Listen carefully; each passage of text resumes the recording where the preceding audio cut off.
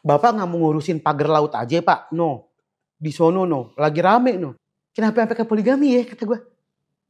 Entah pun gue nggak ngerti. Kenapa ya? Apa alasan aja mungkin atau emang solusi gitu? Dari Kemenak nggak ada jawaban nih. Jor, ini ada berita Pemprov DKI itu ngeluarin SK tentang poligami. Jadi ASN DKI itu boleh berpoligami jika pasangannya tidak punya anak 10 tahun. Gimana pendapat lo? Bapak nggak mau ngurusin pagar laut aja Pak? No. Di sono no. Lagi rame no. Tuh lagi pada ngomel. Jadi kok bisa ada waktunya ngurusin SK poligami kata gue.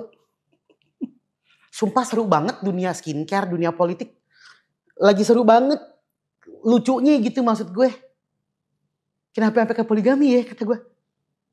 Nggak tahu, ini solusi apa masalah baru? Iya masalah baru dong. Buat gue sih. Sementara di 100 hari kerja lebih presiden baru malah muncul SK-SK yang mungkin sebenarnya buat di masyarakat awam gitu ya masih pro dan kontra gitu menurut gue. Kenapa nggak dia bikinin pagar laut? Kemudian banjir, terus kebakaran tuh lagi musim banget di Kemayoran. Gue bingung, kebakaran apa dibakar sih?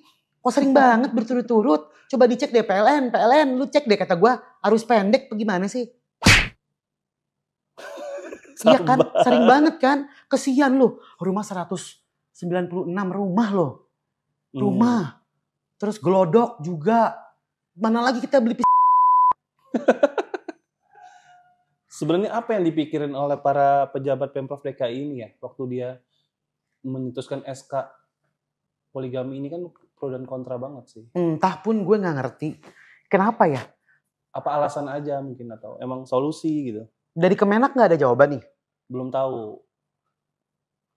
Gue juga nggak habis pikir sih. Mungkin ini sebenarnya adalah salah satu SK yang memang secara kurang teliti dibaca tapi bisa jadi bahan pemberitaan. Ya kita tahu sendiri mungkin politik lah ya. Ada celah sedikit jadi pemberitaan yang kontroversial ibaratnya. Mungkin nggak buat nutupin berita lain? Enggak lah. Gak tahu juga sih. Iya juga ya. Lagi banyak nih sekarang. Iya kan salah satunya yang itu yang ada menteri yang suaranya bocor marah. Itu lagi. Lu udah nonton belum videonya? Gue udah nonton secara rinci. Gimana tuh pas lo nonton itu? Ngomong doang. Ada Pak Menteri katanya mukul salah satu stafnya. Ini mohon maaf dikoreksi kalau salah. Pak Menteri memukul salah satu stafnya. Gue pikir di kantor atau mungkin di mana gitu ya? Apa mungkin pengawalnya atau ajudan. Lu udah denger belum tapi? Gue udah denger. Udah denger? Udah. Itu tukang air Cong yang digebugin kata gue. Yang digaplok. Tukang air. Jadi Pak Menteri itu marah-marah. Karena ini kalau misalkan gue salah maaf. Kalian boleh koreksi di bawah cerita rincinya ya. Karena aku cari udah gak ketemu guys. Jadi aku cari. Terus pas gue dengerin. Jadi kalau gak salah rekaman suara yang diduga suaranya Pak Menteri. Itu bocor karena beliau marah-marah karena airnya gak nyala-nyala.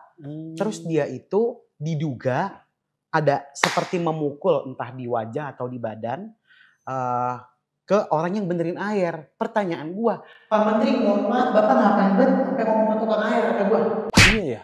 Gua tanya, ajudan, asisten ngapain banget? Udah pusing banget pulang malam, airnya mati dia ngomong ke tukang air. Tapi indikasi lo itu berarti bukan suara Pak Menteri atau suara Pak Menteri sebelum jadi menteri? Gua nggak tahu, jujur. Gue bener-bener, gue cuma cari-cari, gue cuma menemukan rekaman suara itu. Kalau sampai itu benar suaranya, Pak Menteri kata gue ngapain? Ini ajudannya pada ngapain yang lain? Bapak nggak pusing kepala gini, kita baru 100 hari kerja, mau ada banyak agenda, mau ada banyak janji, meeting dan segala, sampai ngurusin air, kata gue. Paham kan? Tapi sah-sah aja dong, dia juga manusia kan? Ya sah-sah aja gitu, tapi maksud gue, terus rekaman suara kenapa bisa bocor gue tanya? Nah. Siapa yang ngerekam? di situ? Itu dia. Siapa yang ada di sebelahnya Pak Menteri? Ayo. Konspirasi kita nih sebenarnya menutupi sesuatu. Pengawal, security. Atau mungkin ada Tukang airnya? Tukang airnya. Bisa jadi juga. Bisa jadi. Tapi tukang airnya belum diundang di podcast sampai sekarang. Kalau tukang air kan biasanya gitu. Muncul di Bang Densu, di Om Uya, di Om Ded gitu kan biasanya. Ini tapi enggak. Gue agak kayak, itu dia sih. Gue kalau statement gue adalah, Bapak ngapain ngurusin PT ke tukang air, kata gue. Kata gue sih. Kalau kemarin tuh rame juga orang, ini masih di Menteri Kabinetnya Pak Prabowo nih, yang Mayor Teddy kekayaannya 15 miliar. Kan ngelaporin yang kekayaan tuh. Nah, di sosmed tuh yang rame yang Mayor Teddy 15M nih laporan kekayaannya. Menurut lo? Ya emang kenapa kalau dia punya 15 miliar? Mungkin dia ini kali banyak bisnisnya, kita juga nggak tahu kan. Lah udah jadi mayor. Kayak ini mayor Teddy. Negara Republik Indonesia, bukan mayor monopoli ya. Buat jadi mayor kan pangkatnya tinggi, bos. Udah lama dia. Ya kan mungkin punya usaha, gue juga kadang-kadang bingung kala. Netizen kaget aja sih sebenarnya. Ya mungkin kaget sih, kalau mungkin kaget ya gitu. Tapi gue juga kadang-kadang antara pro dan kontra gitu sama masyarakat yang bilang kayak ada beberapa aparat negara yang kenapa kok dia bisa memiliki kekayaan dengan jumlah tertentu, bukan yang fantastis ya. Kalau kita ngomongin triliun ataupun sampai berpuluh-puluh miliar, mungkin kita kayak mikir apakah dari warisan apa dari keturunan. Tapi menurut gue tentu sah-sah aja. Apalagi kepolisian, TNI, kalau memang mereka punya usaha lain, kalau memang ada warisan dari keluarganya, kenapa? Ya kenapa nggak boleh? Selagi bisa dibuktikan kalau itu bukan dari hasil korupsi, hasil kesalah penggunaan. Ya kan, benar nggak? Kesalah penggunaan jabatan. Iya. Salah menggunakan jabatan. Ya asalkan selagi bukan itu mah ya nggak apa-apa dong. Oke. Gitu loh. Sama kayak contoh lah kalau gini. Kalau misalkan dibilang aparat negara kenapa bisa memiliki kekayaan sebanyak apa gitu misalkan. Loh, sama aja kayak kita lah.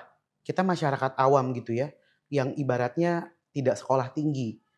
Apakah orang yang punya pendidikan tidak tinggi ini tidak boleh memiliki bisnis yang luas?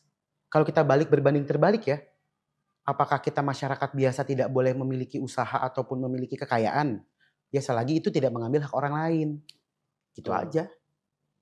Ayo influencer, tiba-tiba influencer dibilang, mana bisa influencer sosial media, konten creator bisa punya uang miliaran, bisa punya rumah bagus. Ya boleh-boleh aja dong asalkan uangnya halal. Iya nggak? Betul. Ya udah yuk, si Ridi udah ngantuk.